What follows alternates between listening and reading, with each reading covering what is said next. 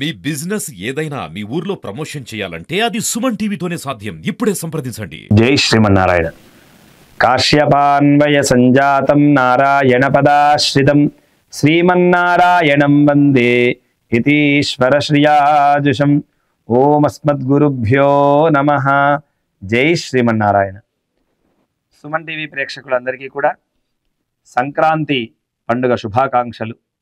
చక్కగా ఈ సంక్రాంతి అందరి యొక్క జీవితాలలో చక్కటి కాంతిని చేకూరుస్తూ అందరూ కూడా సుఖ సంతోషాలతో పాడి పంటలతో చక్కగా వర్ధిల్లాలని ఆ శ్రీమన్నారాయణుని ప్రార్థన చేస్తూ అందరికీ కూడా భాగవత ఆచార్యుల యొక్క ఆశీస్సులు ఎల్లప్పుడూ ఉండాలని మనసారా అందరికీ కూడా కోరుకుంటూ జై శ్రీమన్నారాయణ.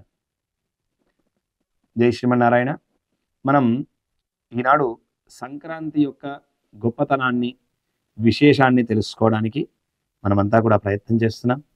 అయితే ఈరోజు సంక్రాంతి అంటే మకర సంక్రాంతి అని పేరు ఈ రోజుకి. ఏమిటి మకర సంక్రాంతి అంటే?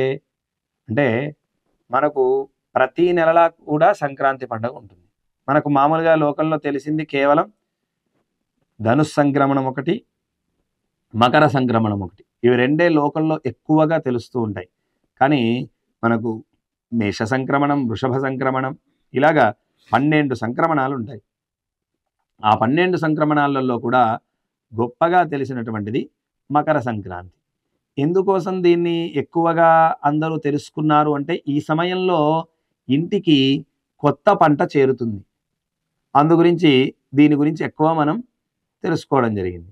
ఇంకొక విశేషం ఏంటి అంటే ఈ సమయంలోనే ఉత్తరాయణ పుణ్యకాలం మనకు ఆరంభమవుతుంది. మామూలుగా మనకు సంవత్సరానికి 2 పుణ్యకాలాలు ఉంటాయి. ఒకటి దక్షిణాయనం, ఒకటి ఉత్తరాయణం. అయితే దక్షిణాయనం అంతా కూడా దేవతలకి రాత్రి సమయం, ఉత్తరాయణం దేవతలకి పగలు సమయం. అంటే మనిషికి ఒక రోజు ఎలాగో మనిషికి ఒక సంవత్సరం గడిస్తే దేవతలకి అలాగనమాట.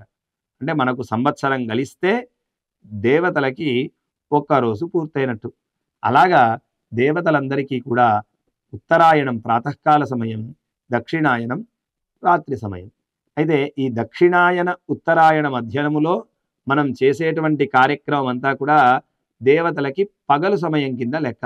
కనుక ఈ పగలు సమయంలో మనం దేవతలనందరినీ ఆరాధించి ఉత్తరాయణ ప్రారంభంలో చక్కగా పొంగలి ప్రసాదాన్ని అంటే కొత్తగా చేసినటువంటి ఆ బియ్యాన్ని పెసరపప్పు, మిరియాలు, జీలకర్ర వేసి ఉడికించి దానిని తీసుకోవడం ద్వారా కొత్త బియ్యం మనకు మెల్లిమెల్లిగా అలవాటవ్వడం కోసం మన పెద్దలు పెట్టినటువంటి గొప్పనైనటువంటి ఆరోగ్య సూత్రం.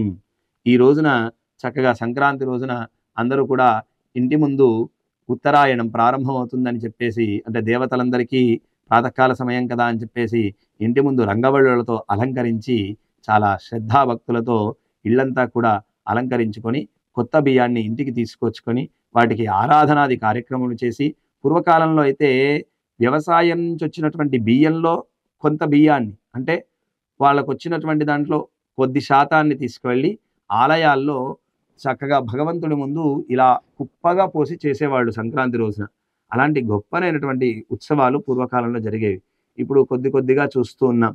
ఇంటి ముందు చక్కగా గొబ్బెమ్మలను పెట్టి, ఇంటి ముందు గొబ్బెమ్మలతో పాటు రేగి పళ్ళను, నువ్వులను ఇవన్నీ కూడా వేసి చాలా గొప్పగా ఈ పండగను భోగి, సంక్రాంతి, కనుమ ఈ 3 రోజులు కూడా ఇలాగా గొప్పనైనటువంటి రంగవల్లులు వేసి దాంట్లో గొబ్బెమ్మలను పెట్టి, రేగి పండ్లు పెట్టి, అక్కడ నువ్వులు పెట్టి, చిక్కుడుకాయలు పెట్టి ఇలాగ గొప్పగా అలంకరిస్తూ పూర్వకాలంలో బాగా ఆనందంగా ఈ ఉత్సవాన్ని జరిపేవాళ్ళు.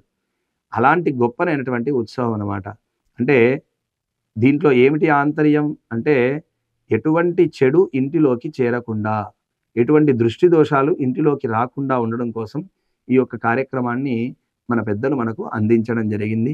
అలాగా సంక్రాంతి వేడుకని అందరూ కూడా ఇది చేస్తూ ఈ గొబ్బెమ్మలు పెట్టినటువంటి ఆ ఆవు పేడని పిడకల్లాగా కొట్టి వాటిని రథసప్తమి రోజు ఇంటి వెనకాతల పొయ్యిని వెలిగించి ఆ పిడకల మీద పాయసాన్నాన్ని వండి సూర్యుడికి నివేదన చేసి ఆ పాయసాన్నాన్ని స్వీకరించేవాళ్ళు.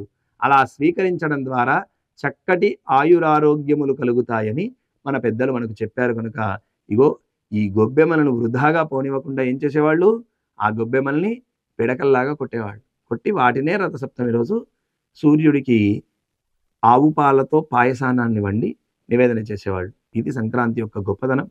అందరూ కూడా సంక్రాంతి రోజు ఈ నియమాలను పాటిస్తూ చక్కగా వైభవంగా సంక్రాంతిని జరుపుకోండి. జై శ్రీమన్నారాయణ.